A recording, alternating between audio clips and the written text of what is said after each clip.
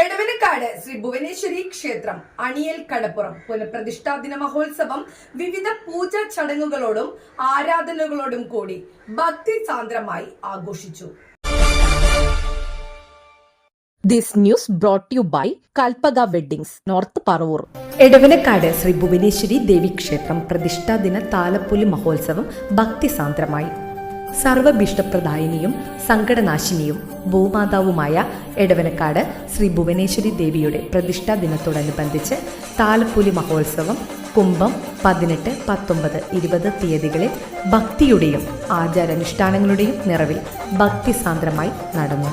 ക്ഷേത്രം തന്ത്രി ബ്രഹ്മശ്രീ കണ്ഠരര് ബ്രഹ്മദത്തൻ തന്ത്രികളുടെയും ക്ഷേത്രം മേൽശാന്തി ചെമ്പകക്കാവ് അജയൻ ശാന്തിയുടെയും മുഖ്യ കാർമ്മികത്വത്തിൽ വിവിധ പൂജാ ചടങ്ങുകൾ ഭംഗിയായി അരങ്ങേറി. രാവിലെ 5-ന് പള്ളി ഉണർത്തലോടെ ക്ഷേത്രാങ്കണം ഭക്തിനാദങ്ങളാൽ ഉണർന്നു. തുടർന്നു നടന്ന കൊടിമരം മുറിക്കൽ ചടങ്ങ് മഹോത്സവത്തിന്റെ പ്രധാന ആചാരങ്ങളിൽ ഒന്നായി ഗൗരവപൂർവ്വം നടന്നു.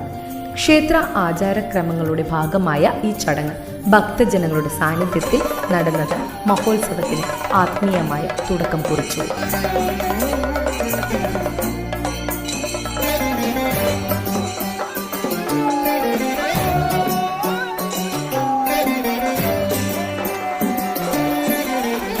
തുടർന്ന് നടന്ന കൊടിയേറ്റം ദേവിയുടെ അനുഗ്രഹ സാന്നിധ്യം ഓർമ്മിപ്പിക്കുന്നതുപോലെ ഭക്തിസാന്ദ്രമായി അരങ്ങേറി.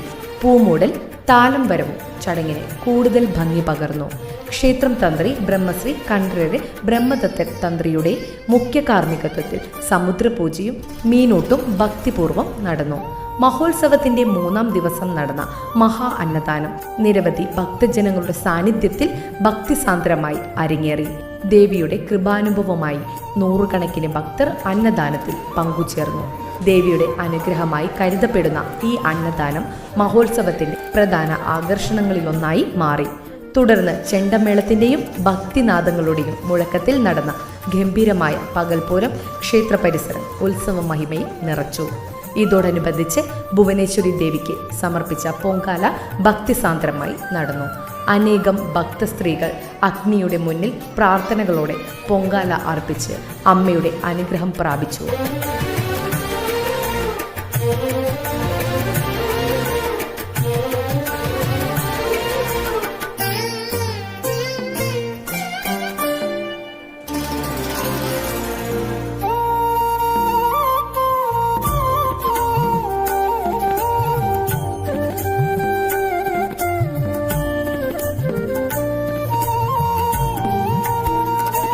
മഹോത്സവത്തിന്റെ ഭാഗമായി തുടർന്ന് വെടിക്കെട്ടും ഗാനമേളയും അരങ്ങേറി.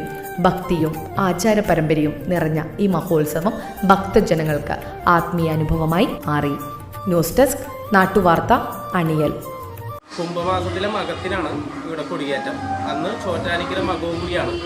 ഇപ്പോൾ നമ്മളുടെ ദേവി എന്ന് വെച്ച് കഴിഞ്ഞാൽ ആ സങ്കല്പത്തിൽ കൂടി മുന്നോട്ട് പോകുന്നൊരു ദേവിയും കൂടിയാണ്. ചോറ്റാനിക്കര മകത്തിൻ്റെ അന്ന് കൊടിയേറി ഉത്രത്തിൻ്റെ അന്ന് ഉത്സവം പൊങ്കാല മഹോത്സവമാണ് ഇവിടെ. പൊങ്കാല മഹോത്സവത്തോടനുബന്ധിച്ച് ഇവിടെ നടക്കുന്ന ചടങ്ങുകൾ മഹാഗണപതി ഹോമവും പിന്നെ സമുദ്രപൂജയാണ് വിശേഷമായ കാര്യങ്ങളായിട്ട് വരുന്നത്.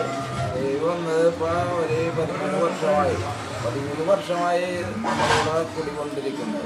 ദേശമുണ്ടാകാൻ കാരണം ഞങ്ങളുടെ പ്രദേശ നായരമ്പലത്തൊരു അയ്യപ്പ സ്വാമി ക്ഷേത്രം ഉണ്ടായിരുന്നു. അവിടെ നിന്ന് ഇവിടെ എല്ലാ കൊല്ലവും ആറാട്ട് കുളിക്കാൻ വരുമായിരുന്നു. അങ്ങനെ ആറാട്ട് കുളിക്കാൻ വന്ന സ്ഥിതിക്ക് ഇവിടെ ഞങ്ങൾ ഈ സഭയുണ്ടായിരുന്നു. സഭയുടെ കീഴിൽ ഞങ്ങൾ ഒരു താമ്പൂല പ്രശ്നം വെച്ചപ്പോൾ ഇവിടെ ദേവിയുടെ സാന്നിധ്യമുണ്ടെന്നും അതൊരു അമ്പലമായി വരുമെന്നും ദേശത്ത് നല്ലൊരു ഭക്തിയും അനുഗ്രഹവും എല്ലാവർക്കും ഉണ്ടാവുന്നു. നമ്മളെന്ത് കാര്യം പ്രാർത്ഥിച്ചാലും അത് നടത്തിത്തരുമെന്നുള്ള വിശ്വാസത്തോടുകൂടി അന്ന് തുടങ്ങിയാണ് ഞങ്ങൾ ഈ പ്രയത്നം. ഇന്നിപ്പോൾ 13-ാമത്തെ വർഷമാണ് ഈ ഉത്സവം ഉണ്ടാകുന്നത്. ഇവിടെ വന്ന് വിചാരിച്ച് ഓരോ കാര്യങ്ങളും ചെയ്താൽ അതിൻ്റെ 100% ഗുണം നമുക്ക് കിട്ടുമെന്നും പൂർണ്ണ ഉത്തരവാദിത്വമുണ്ട്. ദേവി നമ്മൾ അനുഗ്രഹിക്കുന്നുണ്ട്. ഇവിടെ മത്സ്യബന്ധന മേഖല ഉപജീവനമാർഗം നടത്തി ജീവിക്കുന്നവരാണ്. അവർക്ക് ഇന്നേ വരെ മത്സ്യം കിട്ടാതെ വരുന്നൊരു സന്ദർഭം ഉണ്ടായിട്ടില്ല. അവർ ഓരോ ദിവസവും ഓരോ സ്റ്റെപ്പ് മുകളിലോട്ടാണ് പോയിക്കൊണ്ടിരിക്കുന്നത്.